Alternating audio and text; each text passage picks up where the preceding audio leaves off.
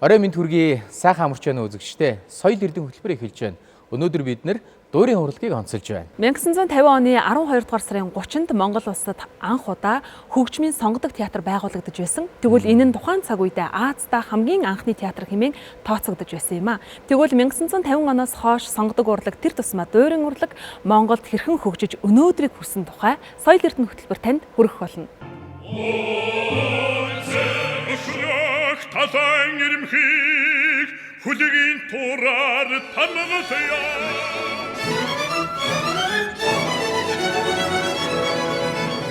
Хүлэн ажны хэтэй ухад хүнийхэр сайхан томш.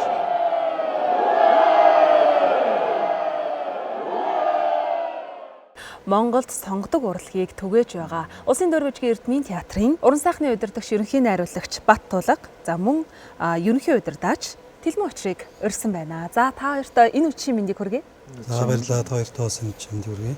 20 дугаар зуунаас хойш бас асар хурдтай хугацаанд бид энэ дуурийн урлагийг бас Монголын үзэгчдэд хүргэж олон сайхан бүтээлүүд бол энэ дуурийн театрын тайзнаа бол амилжээ. Монгол хүний өөрийн нүүдлийн юм соёл иргэншилтэй тий.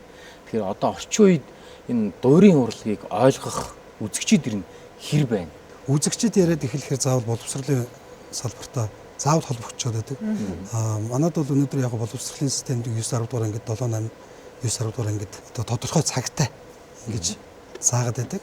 Ер нь бол яг энэ боловсролын системд эртнээс нь суулгаж өгөх юм бол бид нар сонгодог урлагаар хүмүүжих тийм боломжийг бол бас эртнээс сууж болох юм байна гэдгийг бол бид одоо ирээдүйн үзэгчтэй ярихаар бид бол дандаа заавал тийш очиж холбогдчиход байдаг. Монголчууд дунд нэг ташаа ойлголт маш том газар авсан бид. Тэрний юу гэхээр дөөр үзэхлээр нойр үрдэг, дөөр үзэхлээр уйтгартай. Тэгээ дөөрийг одоо зөвхөн тэр элегантны баян хүмүүс үздэг гэл тий. Энэ ойлголт өөрөө маш том тушаа болж идэг гэсэн. Би бол тэгж хардаг. Тэгэхээр энэ дуурийн урлагийг зөвхөн тэр баячуудад зориулагдсан ийм одоо юу гэдэг өндөр ийм түвшний би ойлгохгүй гэж бодох ийм урлаг биш ээ. Энэ бол ерөөсөө хүн төрлөختний өв том соёл. Ялангуяа одоо энэ сонгодог урлаг бол бүр 16 дугаар 17 дугаар зуунаас эхлээд бүр игэл ардууд зориулагдаад эсэргээрээ бүр тэгж явж эхэлсэн. Одоо бол бүр амар болсон шүү дээ. Италиар дуулж байгаа ч гэсэн Монгол хадмалны хажууд нь зурагтаар гарч байгаа. Ойлгохгүй барихгүй гэсэн юм байхгүй.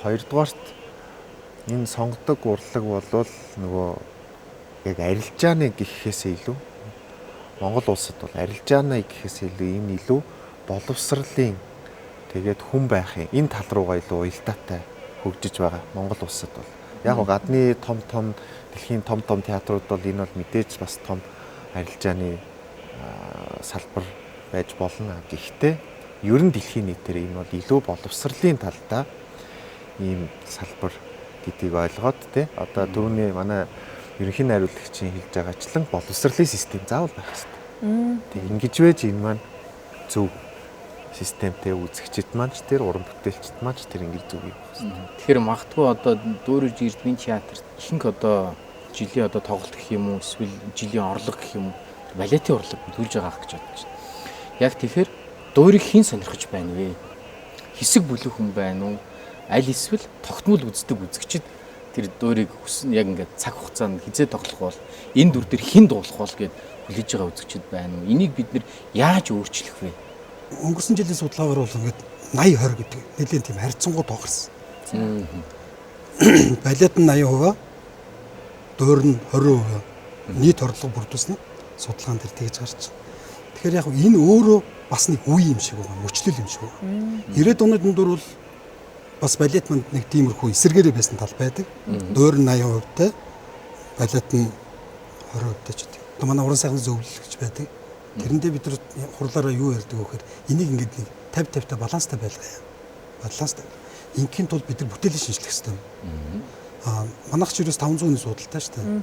Тийм. Тэгээд жилд давхарцсан доогоор нэг 60 орчим тоглохоор өхөн Улаанбаатарын нийт иргэдийн 0.1% л үйлчлээд байгаа байхгүй. Тэгэхээр энийг 0.2% болгоход манай орлого шал өөр болох юм байна. Өөрсдөө олсон орлогоороо дахиад бид уран бүтээлийн шинжилгээ боломжтой байна гэдэг. Тэгэхээр яг сурталчилгаа маркетингийн тал дээр бас бид нар шин шийдэл гаргалгаануудыг хайж ирэл хийлж одоо бас зураглалаа гаргацсан ингэ явж байгаа. Өнөөдөр манай тоглож байгаа дуурууд маань насжилтын хувьд хамгийн бага нь одоо бараг 30 жил болсон. Тэгэхээр ерөнхийдөө ингээд нэг дайз одоо нэг гэрэл нэг декорацаар ингээд 30 жил амьдэрсэн дуурууд байгаад байгаа. Энэ дээр бол бид нар одоо цаашдаа үзэгчтэй татах юм байж гэдэг юм. Залуучдыг магадгүй сонирхлын татахын төвшөнд бол шинжлэх орчин үед одоо инновац гэсэн ямар техник технологиг ашиглаж болох юм тийм ээ. За одоо ямар тайз декорац явах, ямар хувцас байх. Магадгүй өнөөдрийн нийгэм өөрөө чихэрэг гэхээс илүү нүдэрээ таашаал авах тийм ээ. Анхаарал ерөнхийдөө нүдэндээ шилжчихсэн ийм үе юм шиг байгаа юм. Одоо уудлаа гэд яриад байна шүү дээ тийм. Нэг 2 цагийн туршид бас нэг тайз нэг өөрөө шийдэл болж чаддаг. Ийм талаас нь тавиад ихлүүл магадгүй сонирхчийг татах байх. Finalmente nel terror stolta vedi accevi di sferro in ogni volta la pila, la colonna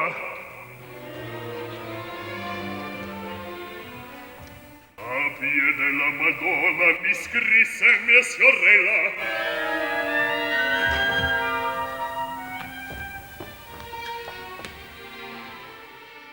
Ер нь сонгодог бүтээл сонссноор үзснээр дэлхийн одоо тайзан тавигч байгаа зүйлийг дэлхийн одоо хэлээр ингэж сонсож үзэх нь хүнд ямар мэдрэмжийг өгч чадах вэ? Ер нь хөгжим. Ер нь ямар нэгэн хөгжмийн зэмсэг тоглох, хөгжим ойлгож сонсох, хөгжмийн урлаг. За тэгээ энэс гад бусад урлагийн салбарч орох бах. Хүний дотоод нөгөө бусдын оронд өөрийгөө тавьж үзэх тэр мэдрэмж, тэр чадвар, одоо эмпати тэрийг хөгжүүлж идэг. Тэгэхээр тэр чадвар өндөр байх тусмаа хүн дагаад ёс зүй, бусдыг мэдрэх, нинжин сэтгэл, хүний ёс суртахууны түвшин дагаад дээшилж идэг учраас энэ өөрөө дагаад нийгэмд маш том өөрчлөлт. Тэгээд ёс суртахуунтай, тэг хүмүүжлтэй нийгэм байх тусмаа тэр нийгэм хурдцтай хөгжин тийм ээ. Тэгэхээр хичнээн одоо нүдэнд харагдаад нөгөө барилга байшин барьдаг шиг нүдэнд харагдахгүй ч гэлээ энэ маань цаагаараа ийм том тусгал болж идэг нийгэмд. Энэ дээр маш олон хийсэн жишээ байт юм хэлээ л дээ. Ургамал дээр хүртэлж одоо ургах явцад нь сонгодог хөгжим сонсоход нөгөө талд нь за өөр хөгжим сонсоход ингээд ургахад тэр ургамлын ургах явц хүртэл маш хурдтай. Тэгээ их гоё ургаж байгаа гэж. Тэгээ яг би зүгээр наргаа болгоод хэлэхэд театрт ирээд тэр ойлгохгүйгээр унтж байгаа хүмүүс ч гэсэн яг үнэндээ тийм тайвширлыг театралыг л аваад байгаа. Магадгүй өөр тоглолтын дээр бол тэр хүмүүс адилхан ойлгодгүй хөгжим тоглолтын дээр очиход өөр тоглолтын дээр бол магадгүй стресстэй гарч магадгүй шүү дээ. Би тантай санал нэг. Тийм гэхээр тэнд зүгээр нарийн болгоод хэлж байгаа ч гэсэн тэнд зүгээр үнэхээр ойлгохгүй байсан ч тэр тайвшраал унтчихж байгаа. Сэтгэхгүй цаанаасаа тийм.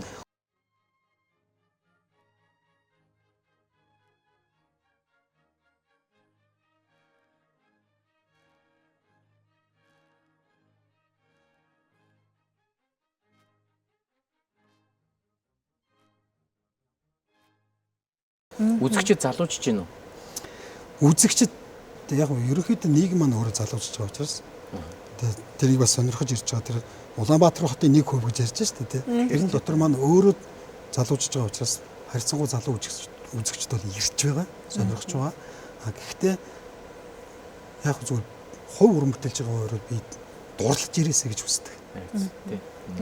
Энээс ямар нэгэн байдлаар нэг юм мэдрээд байгаагаа л ирж мэдрэх, дахиж мэдрэх. Заавал ойлгоод ч юм уу те. Тэр хөгжим тэгж जैन, тэр нь тэгж जैन, тэр аккорд нь тэгж дуурчлаа гэж ойлгохоос мэдхээсээ илүү тэнд нэг юм энд намайг татаад байна гэдгээл мэдэрч ирээсэй л гэж хүсээд. Бас дуур үзэж болцдог баймаар шүү дээ. Тий, яг үнэн те.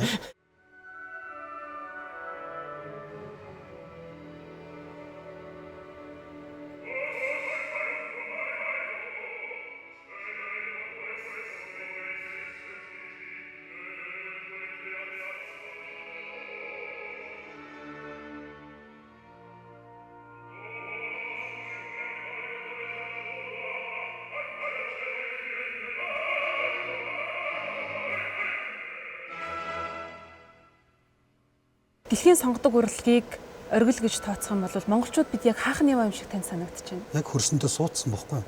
Ерөнхийдөө Италичууд юм уу, Оросчууд юм уу, дааж манай харьцангуй залуу. Энэ жил 63 дахь сезоны буюу 63 дугаар улирал явж байгаа. Тэгэхээр манайх өнөөдөр 63 жил хөгжөхдөө 120 бүтээлийн урын сантай болцсон байна гэдэг бол энэ аюул том маш хурд.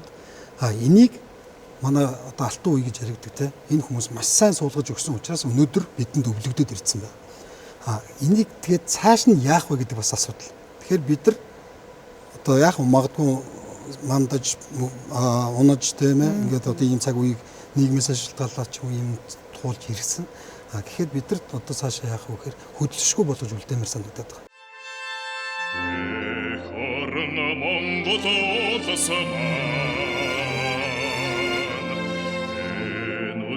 Сэхэлэн тусгаар тогтнолоо их тороо бид тогтоолоо ирэх чөлөөг бид олцоолоо.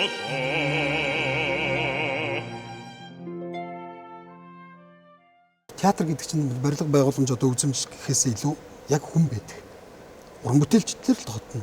Уран бүтээлч чанартай байж театр гэдэг Монголын театр хаана явна гэх юм бол Монголын уран бүтээлч дэлхийд хаана явна гэвэл өнөөдөр бас харьцангуй дэлхийд гарчлаа шүү дээ. 63 жилийн настай энэ хөрсөн суулгаж өгсөн бидэрт үлдээж өгсөн энэ өв өнөөдөр дэлхийн 1 номерын дуучин төртлөө бас хөгжиж чадсан байна. Мэдээж сайн муудаа зүйлүүд зөндөл байна. Уран бүтээлийн хувьд гэх юм бол зүгээр би энийг зүгээр дандаа хэлчмээр санагдаад байдаг байхгүй. Нэг Монгол уран бүтээл, нэг дуур дэлхийн аль нэг театрын репертуард ороод жил болгон тоглогддог байсан. Тэнд нь дэлхийн алдартай дуучид тэр дуурьт дуулахын тулд өрсөлдөг байгаасаа гэдэг. Тийм мөрөөдөлтэй явдаг. Гэхдээ манайд бол тийм хэмжээний бүтээл бий. Ламгаан үлэмс. За ламгаан үлэмс байж болно. Сайхан тоглол нас дурчхан бас үүлэн зай гэдэг дуурь тоглогдлоо. Тэр байж болно.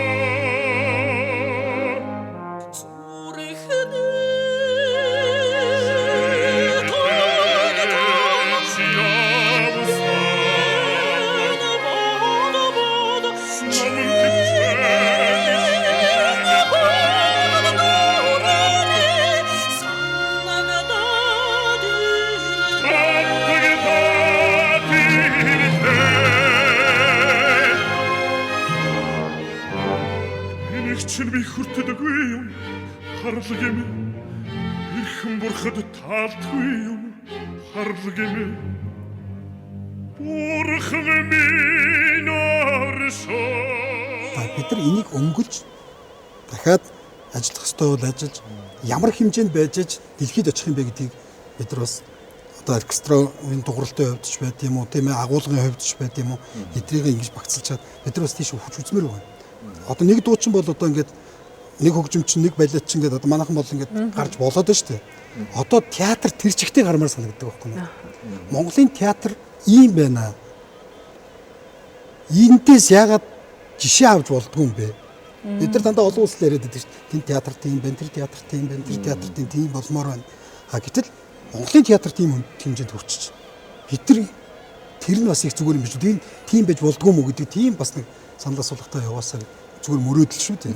Би дэлхийд одоо юм жишг байх өсөлтөх тийм хэмжээнд байгаа гэдэгт бас эргэлзэхгүй байна. Энэ сайхан ярилцлага дуусгаж байгаа дэх баяртай. Уран бүтээлийн амжилт хүсье. Баярлалаа.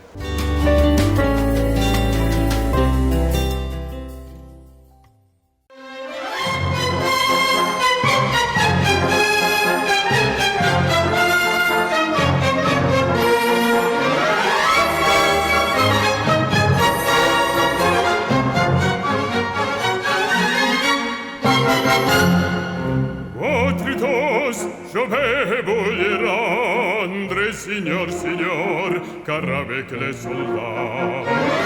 Il est aurora, più in sangue, que legit, et sol de combat.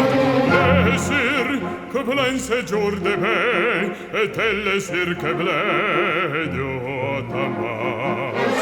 Respectate, perdon la feta, respectate, sans mortel, à la dragon.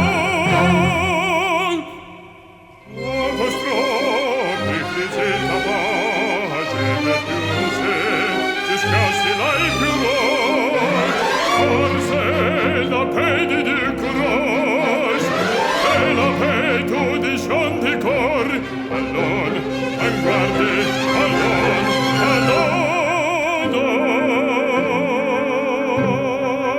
Toreador, en garde,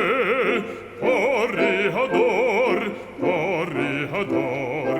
Et songiamo e songe combaton, calue noir d'oro cor, et que l'amour t'attend, toreador, l'amour t'attend.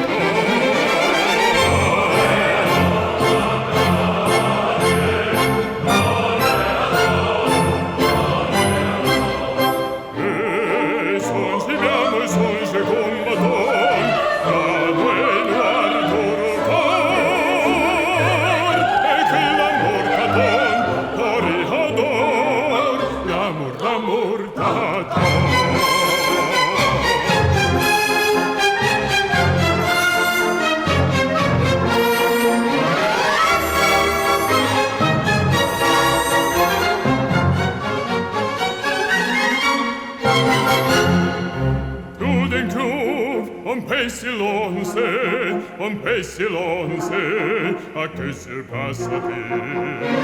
Nous décrissons le soir,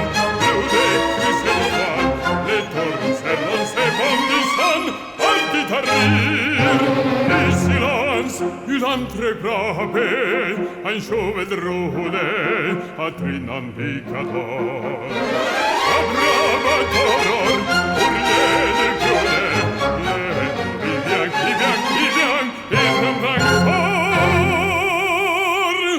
Consequenze bandarine, l'indurore pur, et cirque blendissant, conseson tranchine grine, sei tentor mantudon, allon, en guarde, allon,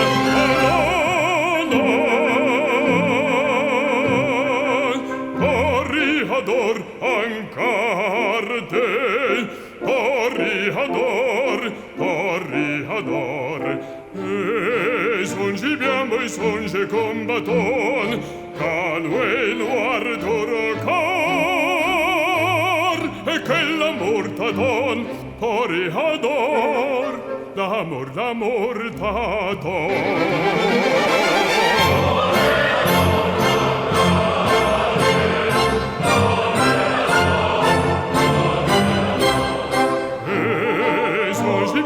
Songe combaton, calue noir d'oro cor, et que l'amour t'attend, toreador, l'amour t'attend.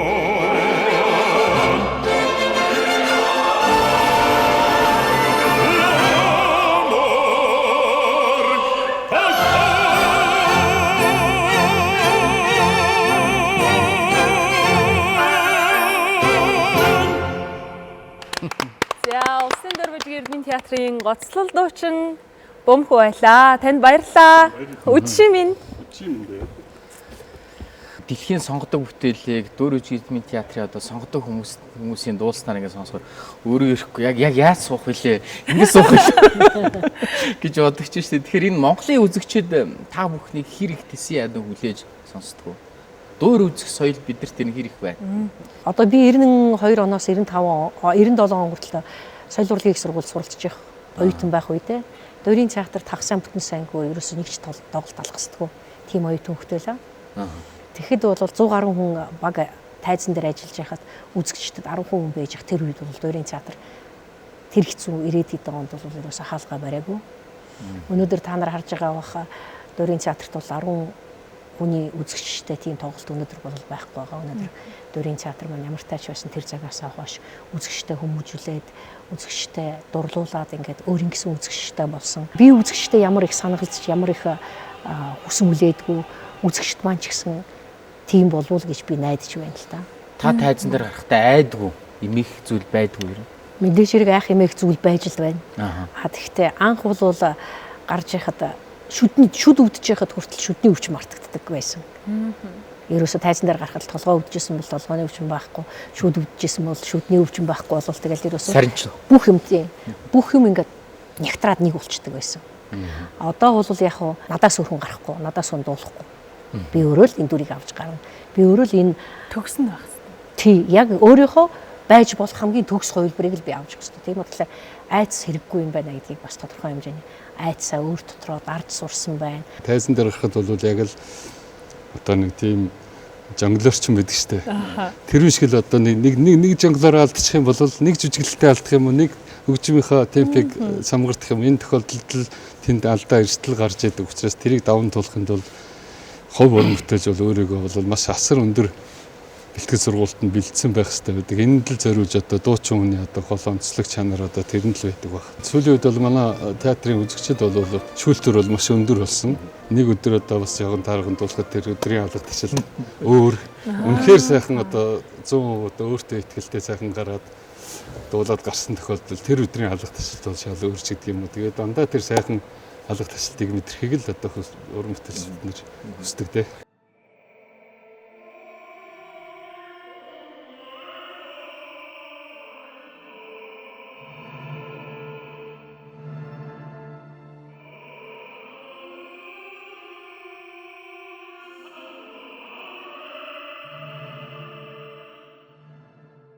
Яг тайзан дээр гараад бүтэн дуурайд дуулаад дуусаад орж ирэхэд тухайн хүн ядралтыг бас цуцлтыг мэдэрдэг бах тий. Үгүй ээ.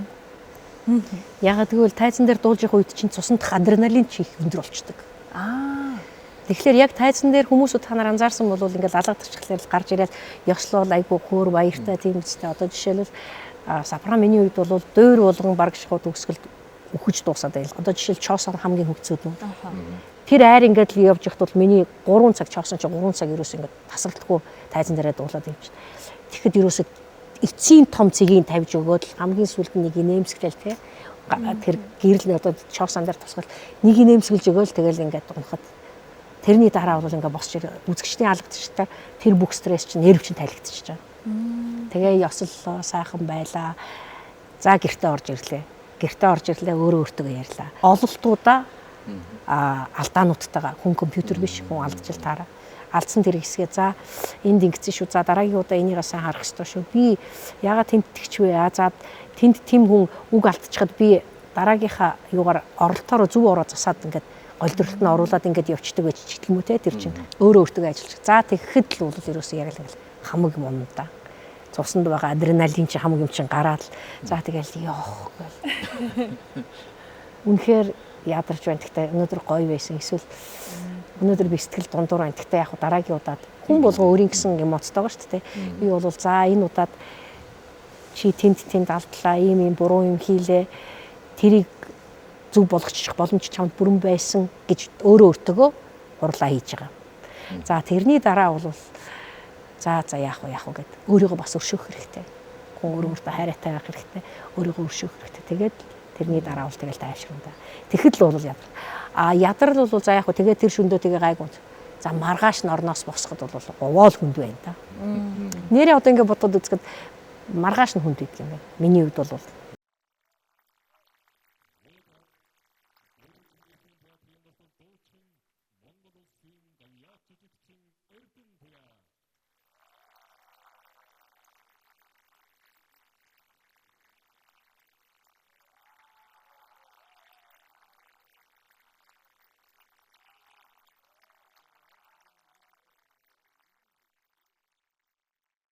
Том театрын том дуучин байхаас өндөр хариуцлага байх л та тий.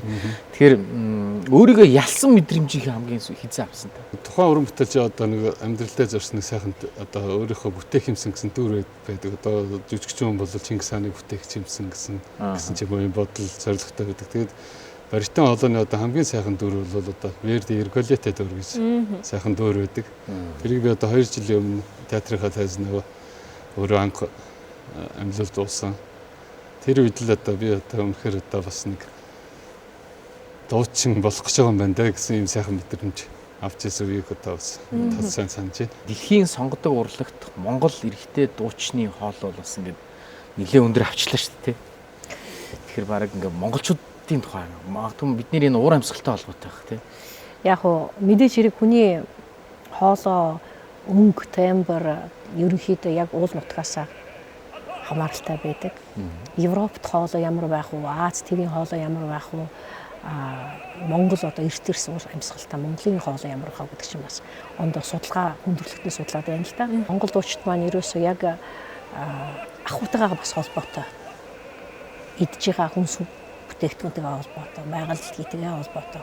Монголчууд бол дэлхийд махыг хамгийн их идж байгаа улс гэж ярьж байгаа шүү дээ. Тийм үстэй. Тэгэхээр магадгүй одоо өнөөдөр дуулахад л одоо тэр заалыг тэр 15 мянган хүний судалт Арена де Веронаг амар төвшин яаж дүүргэж ийн гэдгээс ахуулаад ингээл байх.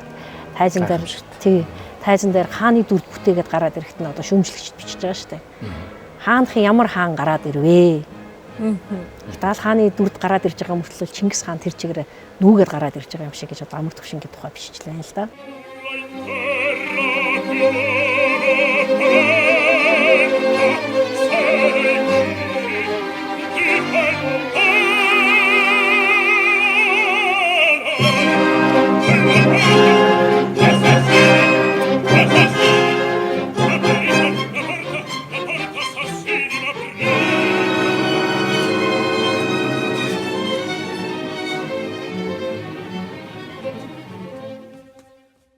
Хэрвээ дэлхийн 5 бас гэж байдаг байсан бол түүний нэгэнд гарцаагүй бүрд орж мөн гэж хүртэл одоо хүмүүсүүд тодорхойлт хийжсэн тийм үе ч гэсэн байгаа шүү дээ.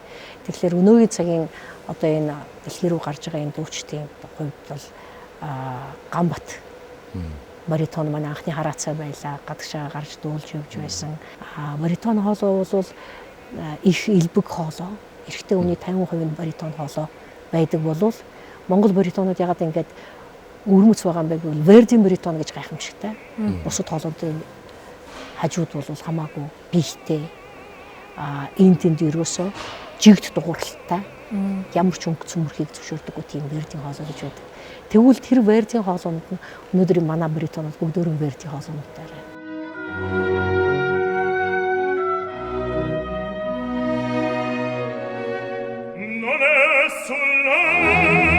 Nel suo fragile petto che colpir decidio altro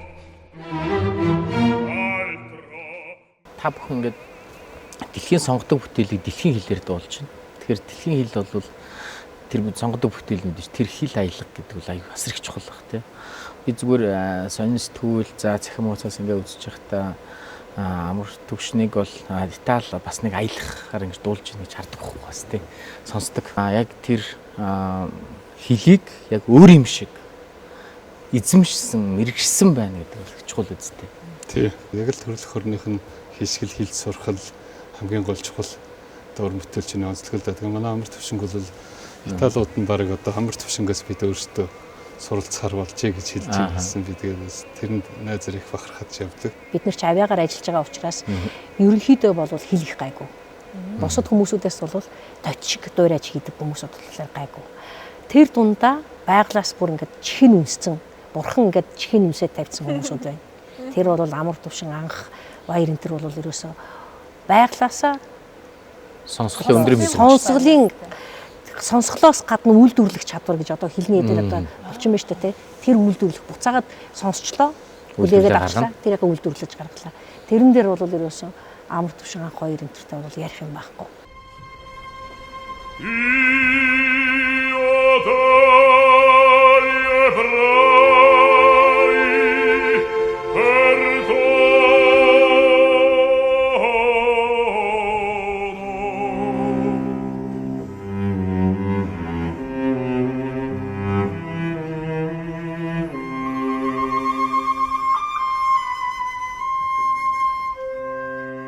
хоолон сайхан, хөгжимлэг сайхан явж байна. Гэтэл хиллэг байхгүй тохиолдол бол та нар өнөөдөр Анна Германик шоолоод байж байна. Ингээд Италичуудад, Оросуудад та нар бүгдөө ингэж сонсогддөг штэ гэдэг юм уу тийм үстэй. Тэгээд тэрийг засах ёстой гэдэг үгнээс оюутан байхаас нь ахвал тэр бол мэдээж хэрэг дөрийн театрт орж ирээд бүтэн дуурь дээр ажиллаад эхлэхээр хамаагүй илүү ачаалттай болж эхэлж байгаа. Тэгтэл дуучин хүн гэдэг бол ялцгүй дуулдаг, үйлдвэрлэдэг хүмүүсд болохоор авиаг авиа их шиг үйлдвэрлэдэг хүмүүст болохоор хэл сурах, хэлний хувьд бол давтан дуурайж хэлхийн хувьд бол гайгүй. Тэр дунд бол амар төвшин бол гайхамшигтай. Тэгэхээр яа харахгүй Британи хоолой тэр тусмаа өнөөдөр Монголын үзэгчдийг энэ хоолоогоор уярааж байгаа хүн бол яа харахгүй таа шүү дээ. Тэгэхээр таны тоглосон олон дуур дотроос би Чингис хааны дүрийг онцлмоор байна л да. Тэр үн цэнтэй агуу хүний дүрийг тайзнаа амьлуулах танд ямар мэдрэмж өгсөн? Анх театрт гоцлуучноор анхны баг бүтээсэн дүр маань л да. Тэр үед бол их сүрдэжээс яагаад гэвэл Чингис хаан гэжсэн Чингис хаан шүү дээ. Би чадахгүй юу, яах уу, ийх үү гэж баг 18 жил шахуу Чингис хааны дүрийг тайзнаа, театрын тайзнаа дүүрийн дүрт нь дуулж байгаа. Гэтэл Ламбугаан нулимс дуурийг зарим дуучдын хувьд бол хүсэн хүлээдэг гэж ярьж болно. Гэтэл та үүнд бас дүр бүтээсэн Ламбугаан нулимсыг дуурьт театрт тавигдахад амьлуулж байсан. Тэгэхээр энэ дүрийн хувьд магадгүй олон өмнө нь тоглож исэн дүртэй харьцуулахад онцлог нь ямар байсан? Ер нь яагаад энэ Ламбугаан нулимс гэдэг тэр дуурийг дуучид юм хүлээлт тавьж хүлээт юм бэ? Ламбугаан нулимс дур бол одоо Монголын театрт тавигдж байгаа Монгол дууруудын одоо баг сорно гэж яригддаг. Яагаад ингэж сор гэж яригдж байгаа вэ гэхээр тэр хөгжмийн бичгэлэл тэгээд одоо тэр зохиол Баавгын лагсрангой цомлоор бичсэн бэлэг жаргуулга найруулга ийм дуурь л да. Тэгээд энэ дуурийн гол онцлог нь бол маш сайхан аялгаутай. Тэгээд яагаад Британи хоолой тэрийг дуулахыг хүсээд байна вэ гэхээр тэр дуурийн тэр бичгсэн бичгтэл хүний хоолойд дуулах одоо тэр тембр хамгийн одоо Британи хоолойны хамгийн сайхан тембрийг гаргаж дуулуулдаг ийм дүрлээ. Тийм учраас одоо Британууд их дуулахыг хүсдэг ийм дүрүүдийн нэг гэж би ойлгодог.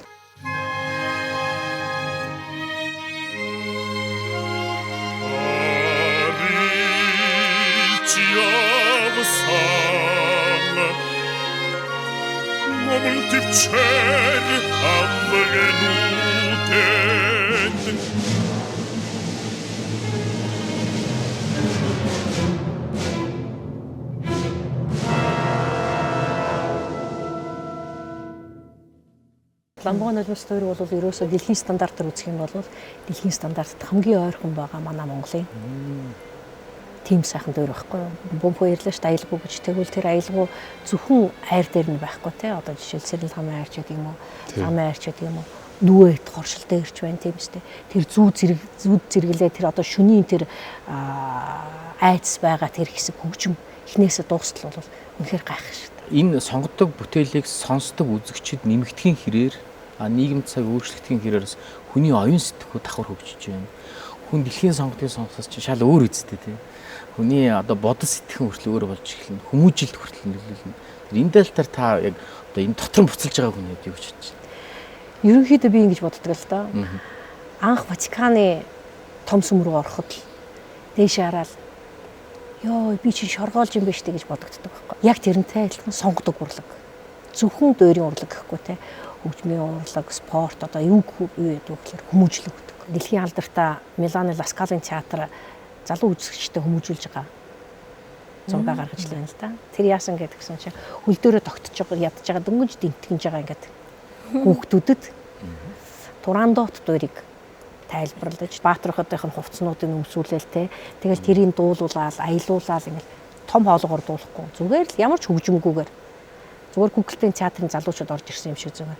Айгүй өөрхөн ингэж явж байгаа хгүй. Тэгэхэд хүн дурлж, тэгэхэд хүн театр гэдгийг мэдэж, тэгэхэд хүн амралтынхаа өдрүүдээр одоо юу гэдгийг тим дүр тавьдаг гэж байгаа, шин дүр тавьдаг гэж байгаа. Хүүхдүүд тэр наснаас эхлэх зүг юм байна гэдгийг би ойлгоод байна л да. Улсын дөрөв Эрдмийн театрын одоо гоцлооч нартай төлөөлөлтөнд ингээд ярилцахад их сайхан байлаа. Байглаас өгөгдсөн гайхамшигтай авьяас. Тэгэхээр таны сая ярьж байгаа тэр сонсгол хилцүү энэ бүхэн хосолж иж дэлхийн одоо өндөр хөгжсөн тэр сонгодог урлаг хөгжсөн тэр улсад хүртэл Монголын одоо нэр төрийг Монгол улсаа гэсэн тэр сайхан нэрийг бол гаргаж байгаа нь бахархууштай юм аа. Тэгээ та бүхний бүтээлд их амжилт хүсье. Урлаг хүлээж авч өнөөдөр дуурийн урлагийн тухай багхан ингээд ярилцсан та бүхэнд их баярлалаа. Уран бүтээлийн өндөр амжилт хүсье. Маш их баярлалаа. Баярлалаа.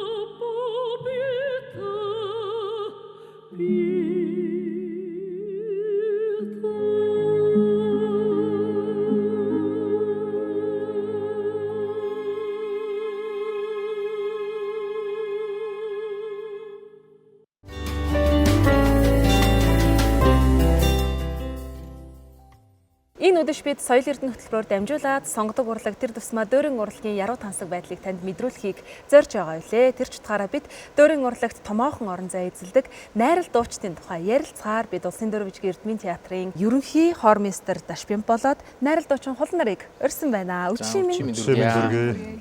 За ярих хэхэнд тэр найрал дууны түүхээс эхлээд баггаанд урдээ тий. Тэгэхээр өнөөдөр бол дуур гэхэр хүмүүс маш олон талаас нь бол харж байгаа. Тэгэхээр тэр дундаа найрал дуу ямар онцлогтой. Тэр найрал дууны түүх нь яаж эхэлсэн бэ гэдэг тухай та биднэрт тоолцооч. За биднээсээ өнөөдөр ярьж байгаа энэ дэлхийн дуурийн урлагт шингэж байгаа энэ найрал дуу гэдэг бол өөрөө бол маш их өрмөц тухайн зохиол бүтээлийн үндсэн гол санааг одоо өргөн хэмжээгээр нь хүмүүст хүргэдэг маш чухал одоо хэлбэр. За манай Монгол улсын мэргэжлийн найрал дуу бол 1947 онд манай анги гэж одоо байгуулагдаж мэргэжлийн найрал дууны анги гэж байгуулагдажсэн. Дуурт тухайн найрал дуучдын гүйцэтгэж байгаа үүргийг тодтоход жишээлбэл үндэснийч бай сонгодогч бай дуурийн бүтээлд тухайн хөгжмийн зохиолыг бичиж байгаа хүн маань анх тэр цомлыг гардаж аваад тэр цомл дээр өгүүлэгдэж байгаа, гарч байгаа, дүрслэгдэж байгаа олон түмэн. Одоо жишээлбэл Юндан Наслмаа хоёрын дүр байлаа гэхэд тухайн үеийн ард түмэн нийгэм маань тэрхүү гарах учраас дүрийг тодтох тухайн үйл явдлыг гаргаж олон түмэнд ойлгомжтой болохын тулд одоо найрал дуугаараа бол илтгэж харуулж яадаг. Тэгжиж тэр тухайн дүрийн үйл явдал өрнөл тодорхой болж гол дүрийн дотоод сэтгэл тухайн дуурийн хэлэх гэж байгаа санаа илэрхийлдэг гол цөм хэсэг болдог. Найрал дууч адилхан, найрал хөгжимч адилхан, гоцлол дууч гэсэн. Ингээ бүгдээрээ нийлээд тэр тайцтайгаа нийлээд нийлж ийж одоо нийлмэл урлаг шүү дээ. Дуурийн урлаг. Ингэж одоо найрал дууч тийм өөрийг тодорч тухайн дуур маань бол хүмүүст ойлгомжтой хүрдэг. Энэ яг нийлмэл урлагийн цөмийг бүрдүүлж байгаа энэ найрал дууг нэг амьсгаан дор зангидна, нэг хэмнэлт дор аваачна гэдэг өөрөө асар их сургуулалт, асар их төвчээрийн дор хөдөлмөрлөж байгаа үр шим болов гэж хараад байна.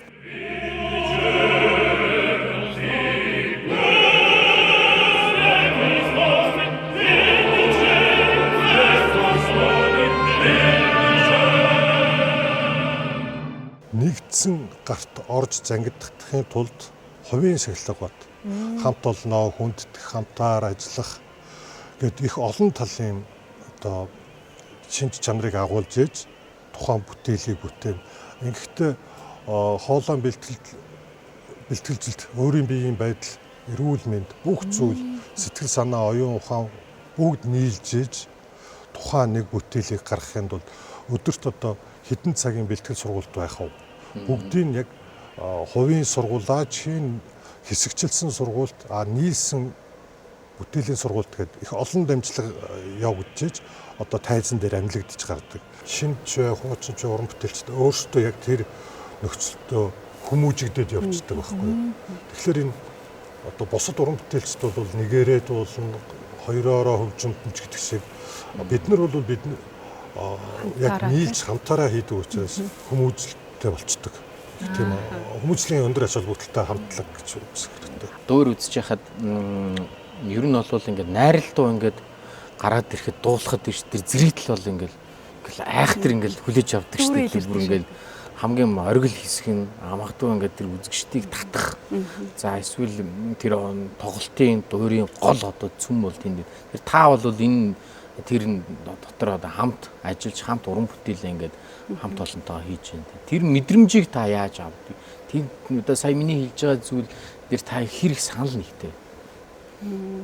Ер нь бол одоо найрал дуу яг одоо тухайн дуурьт найрал дуу гараад ирэхэд хүмүүсийн одоо нөгөө реакц нь шал өөр байдаг. Тэ ингээл арай сонирхолтой ч юм уу магадгүй бидэрт нөгөө хүн болго өөр өөр ингэсэн дүр бүтээж байгаа учраас тэн дээр одоо яг амьдарч идэг учраас тайзан дээр амьдардаг учраас хүмүүст арай ингээ нөгөө жоохон сонирхлын төрүүлэхөөц ч юм уу үг үйлдэлтэй одоо юу гэдэг үйллээрээ ингэж үзүүлж энэ нь өөрөө бидний хувьд бол одоо ингээл өөрсдөө мэдээж хийж байгаа ажилдаа тий сэтгэл зүрхээ зориулаад ингээл явж байгаа. Зөв үзэгчдийн зүгээс харахад бол илүү ингээ нөгөө сонирхол татхуйц байж тэгж харагддаг болов уу гэж би хувьдаа боддог.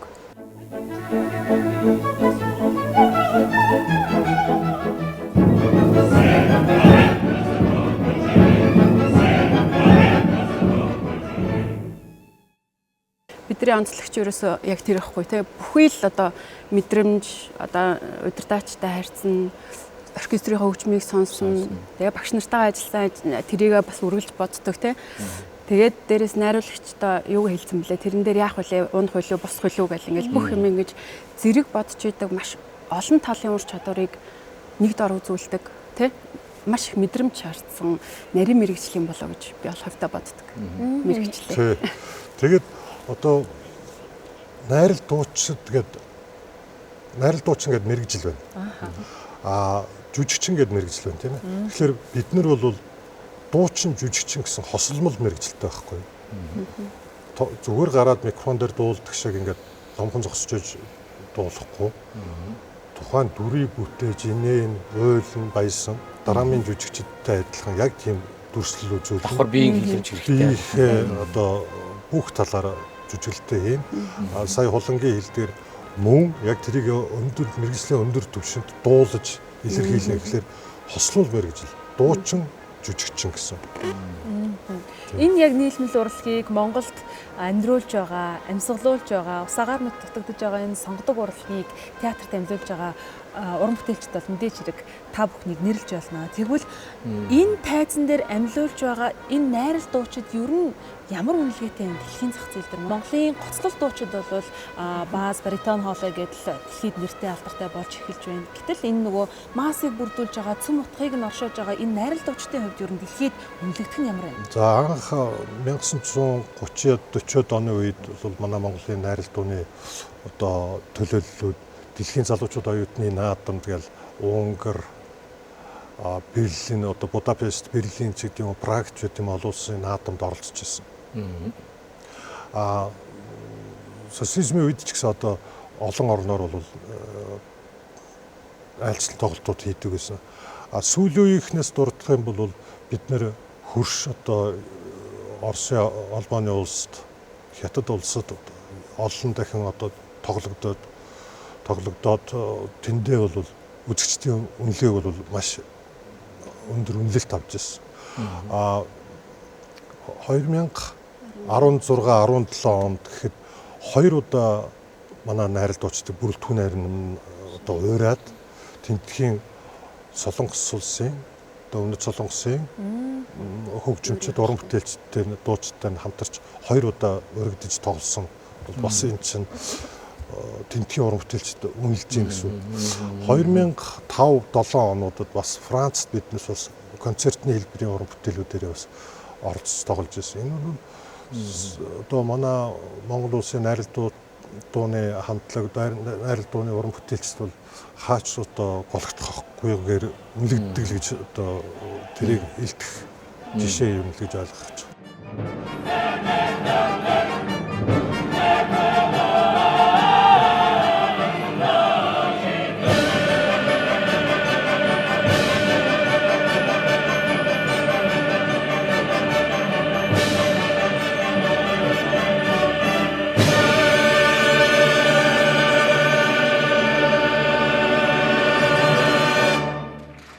За энэ зөвшөөрлөг хүлээн авч ирж бас яг энэ дуурийн урлаг тэр тусмаа сонгодог урлагийн том орон зайг эзэлж байдаг найрал дуучдынхаа хүч хөдөлмөрийн тухай бас үнэтэй цагаа зарцуулж ярилцсан та хоёртаа баярлалаа. За баярлалаа. Та бүхэнд амжилттай. Баярлалаа. Үзэгчдээ хөтөлбөрөөр үргэлжлүүлээд бид л усан шаргуун дан найрал дуунд зориулсан захгүй тэнгэрийн дор бүтээлийг та бүхэнд хүргэж байна.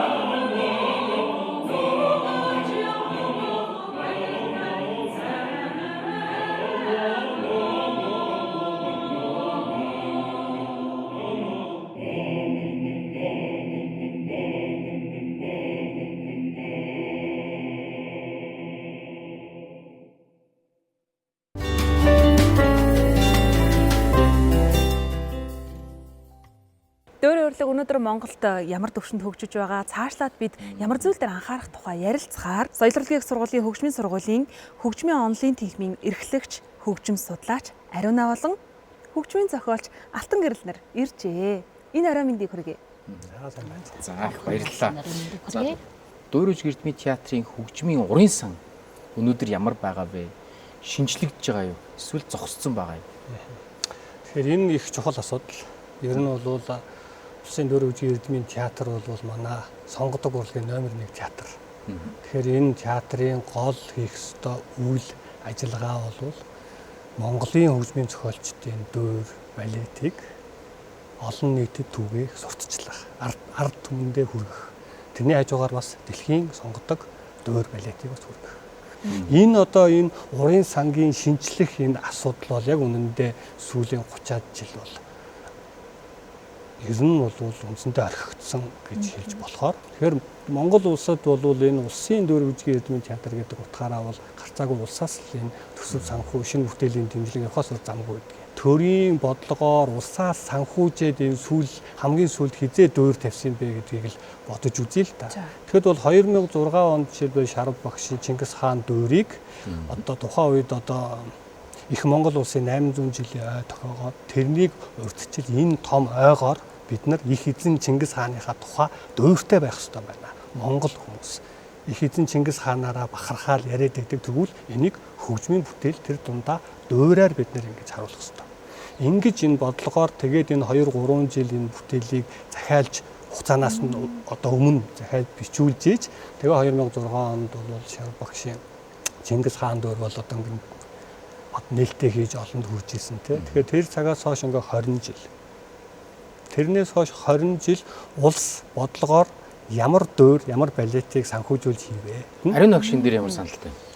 За миний хувьд ч гэсэн ер нь бол альва уран бүтээлийн байгууллагын хувьд уран сан бол хамгийн чухал асуудал байдаг. Яагаад ер нь жишээлбэл дөөрийн уран сан тий шинэ бүтээлээр баяжихгүй байна вэ гэдэг асуудал юу хараад үзэхдээ би одоо хүчин судлаачийн үднээс аваад үзэхдээ зэрэг өнөөдөр нийгэм өөрөө маш их өөрчлөгдөж байна тийм ээ. Яг л хөгжмийн урлаг гэдэг чинь өөрөө нийгмийн тусгал байдаг тийм. Тэгэхээр өнөөдөр нийгэм ороо бусгаа маш одоо тийм ийм сонирхолтой болж тэрийг дагаад жишээлбэл 50-аад оноос 20 дугаар зууны 50-аад оноос хөгжмийн хэл хүртэл өөрчлөгдсөн байгаа шүү дээ. Тэгэхээр одоо энэ одоо хөгжмийн хэлийг тэр өрмөц тийм ээ тийм одоо хөгжмийн хэлийг ойлгох тийм үзэгчд юунууд нь ч гэсэн ер нь жоохон хэцүүхэн байгаад байгаа мó гэж харж байна л да. Үзэгчийн боловсрал юуны хувьд ч гэсэн тийм тэгээд сонгодог урлаг гэдэг чинь өөрөө юу юм бэ? Яхаа аргагүй одоо онцагийн одоо уртыг тийм ингээд тулаад ирцэн төгс төвлөр байдалтай хүрцэн тийм ийм л одоо урлаг сонгоноос шилмэл загвар болсон ийм урлаг байгаад байгаа шүү дээ. Тий. Тэгэхээр зэрэг яг тэр загвар тэр стандартаар өнөөдөр одоо энэ тий өнөөдрийн одоо нийгэмд яг ийм бүтээлэгүүд ингээд гаргаад ирнэ гэхтэр зэрэг бол түүхтэй яхаа аргагүй төл засгийн дэмжлэгийн бол маш их чухал үзэгчтэй бэлдэх технологийн дэвшил янз бүрийн юмны дэвшил одоо юмнуудыг хүртэл одоо орчин үед ашиглах хэрэглэх хэрэгтэй болоод байна. Тий гадаадын театруудад бол ийм жишгээр ингээл үзэгчтэй татах юмнууд нь бол байгаад байна шүү дээ тий. Гэтэл манайд болох тэр төр засгаас энэ ч гэсэн ховор байгаа учраас театр маань хүртэл шинжлэгдэж чадахгүй. Ингээд л одоо өдөө хүртэл ингээд яваад байгаа нь маш харамсалтай байгаа байхгүй юу. Дэлхийдээ харьцуулахад Монголд сонгодог урлаг тэр тусмаа дөөрийн урлаг бол хожим орж ирсэн. Хөгжлийн үеийн ч гэсэндээ ондоо байсан гэж ярьдаг штэ. Тэгвэл яг энэ цаг хугацааг туулаад явхад бидний хамгийн оргил тэр агшин хизээ байваа. Би яг цаг хугацаанд ингээд тулгуурлаж илээ. Яг 80-аад оны үед ч гэдэм оргилноос ингэж хэлэхэд бол айгүй хэцүү. Яг тэгвэл манайд чинь энэ бол баруунаа өссөн урлаг. Тэ. За тэгтэр зэрэг яхаа аргагүй өөр шинэ хөрсөнд ургаж нэвтэрч одоо ингэж орж ирсэн ийм одоо урлаг учраас жишээлбэл аав маань 50-д онд анх дөөрийн дуучны мэрэгчлэр төгсж ирээд за тэгээд ерөнхийдөө бол дөөр гэдэг урлагийн тийм ээ хэсэг одоо юунуудтай ингээд танилцуулах гэдэг ингээд оролдож байхад бол маш хэцүү цаг үе байсан гэж ярьдаг байхгүй өөрөө дурсаж ярьдаг. Тийм жишээлбэл зрителээс одоо ингээд тэ сонсож байгаа хүн нь нэг дөөрийн ари дуулахтай зэрэг хөөе чи одоо юу дуулаад байгаа юм бэ наатаха болооч зогсоогооч тий чи уртын дуу чи дуучин бол уртын дуугаа дуулаач гэл ингээл загиндаг байх жишээ нь тэгэхэд тэр үед мэдээж хэрэг тэрийг хүлээж авах үзэгчд нь бэлтгэгдээгүй байсан ийм асуудлууд ч гэсэн байж байгаа. Тэгэхээр зэрэг би яг энэ оргил үе гэдэг ойлголтыг бол илүүтэйгээр шилжилтийн тийм одоо үе дээр байгаа юм болов уу гэж бодлоо. Манайхан одоо сүүлийн үед бол яхаар гудуучт маань ч гэсэн дэлхийн нийтэд танигдаж эхэлж байна. Монголын одоо дөөр үзгийн театр өөрөө театраараа цогц хэлбэрээр хизээ гарах вэ гэвэл энэ бодлогын төвшөнд л энэ асуудлыг олон жил тууштай нэг бодлогоор явах хэрэгтэй. Яагаад одоо жишээлбэл Өмнөд Солонгос улсын соёл урлагийн чиглэлээр асар ингээд сүүлийн жилүүд сүүлийн 20 30 жил ингээд асар хүчтэй ингээд гарч байгаа хөө дэлхийд одоо нөгөө нэг K-pop, mob гэх янз бүрийн урлагийн төрлүүд. Яагаад ингэвэ гэдэг ингээд сонирхоод үзэхээр одоо соёлын талаар баримтлах одоо бодлого байгаа, ерөнхийлөгчийн бодлого. Тэр бол хэн ерөнхийлөгч байхаас үл хамааран тэр бодлого үргэлжлээд явдаг. байхгүй юу. Тэрнээс биш 4 жилээр өөрчлөгдөд идэг. Тэрийг өгөөсгээд өөр юм хийгээд ингээд ахаар чинь нөгөө хөгжлийн тухай ярихад аягүй хэцүү болчихж байгаа байхгүй юу. Оршин тогтнох уу үгүй юу гэдэг асуудал яригдах болчихж байгаа байхгүй дээ. Тэгэхээр нийгмийн одоо таарийн яриагнаас нийгмийн хувьсэл өөрчлөлтөөс хамаарат үзэгчээ мэдэрч бүтээлүүдийн гарч явах стаж гэдэг юм уу ийм байж болно. Гэхдээ сонгодог урлаг өөр. Тэгэхээр хөгжмийн бүтээл нийгмийн хувьсан өөрчлөлт одоо тэрийг агуулж одоо тэр сонгодог бүтээл тусгагдж явах хэрэгтэй юм уу? Яах хэрэгтэй юм? Энэ тал дээр та санал болгоцсон. Одоо Монгол улс болж яг энэ дуурийн театртаа болоод нэг хагас 100 жил хэрвээ 63 оноос гэж үзвэл гарантай байна шүү дээ, тийм ээ. Энэ хугацаанд бол маш их юм хийсэн.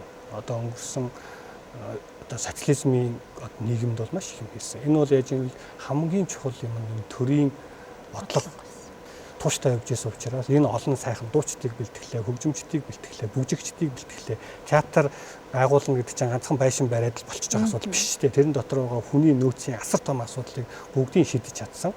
Тэгээд түрүүний миний ярианы эхэндх урын сангийн асуудал гэдэг дээр манад бол нийтдээ нэг 100 гад дөөр байдаг юм байна.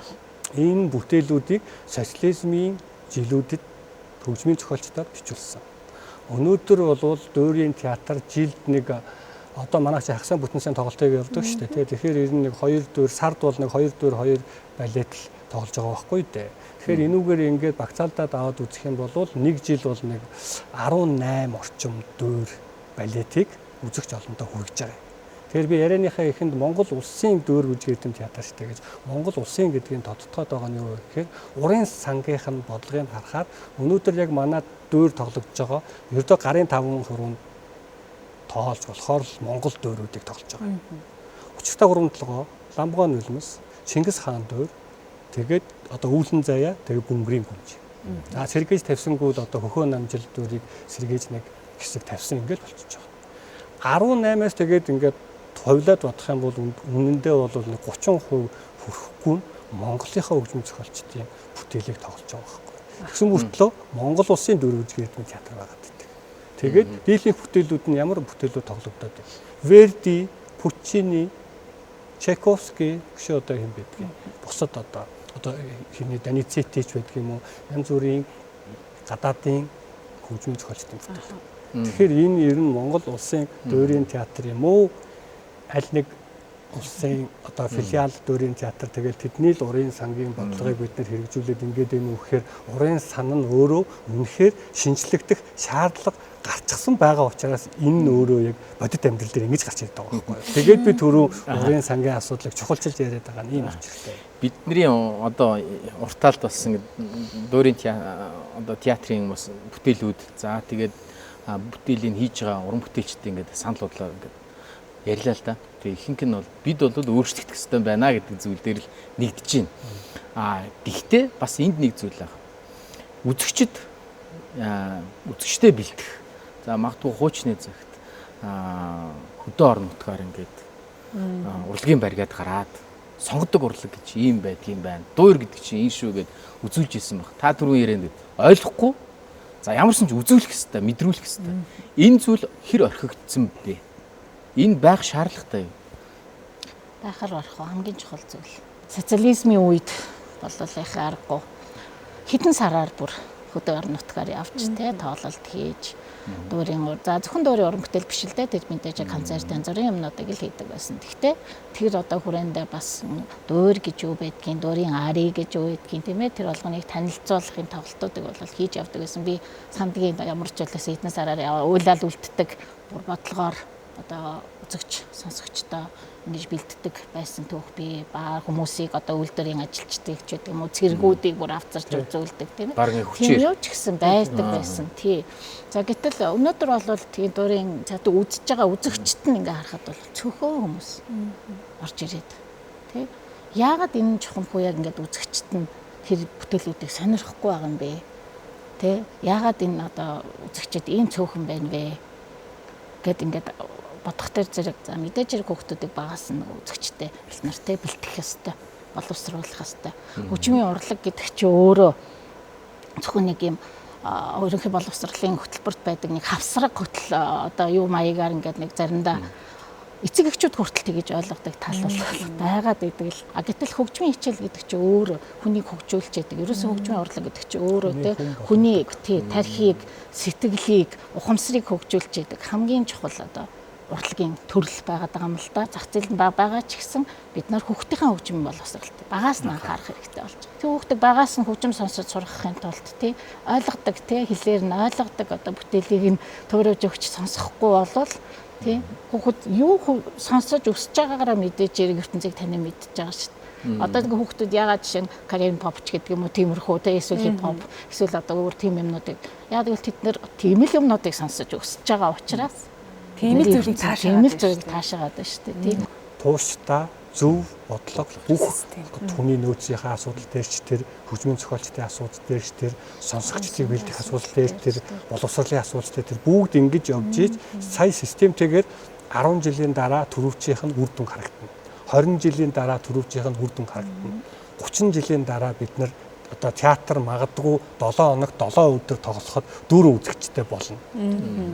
Тэгээд урилга хүлээж авч өнөөдрийн дуурийн урлагийн тухай, дуурийн тэр гайхамшигтай бас бүтээлүүдийн тухай бас ярилцсан та хоёрт их баярлалаа. Бид нэр ингээ бодит байдлаа мэдчихэж дараа урагшаа алхах нэг хамгийн том алхам шүү дээ. Тэгээд та бүхний цаашдын одоо уран бүтээлд нь ажилтны амжилт хүсье.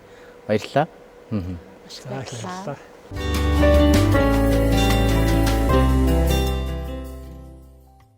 Хүн төрлөختөн бид ойлгогдох олон хэлтэй ч гэсэн биднийг холбож байдаг зүйл бол урлаг юм. Сонгодог урлагтай хамт байсан үзэгчтэй аав хүндээ баярлалаа. Ирэх 7 хоногт эргээ уулзъя. Баяртай үзэгчтэй. Баярлалаа.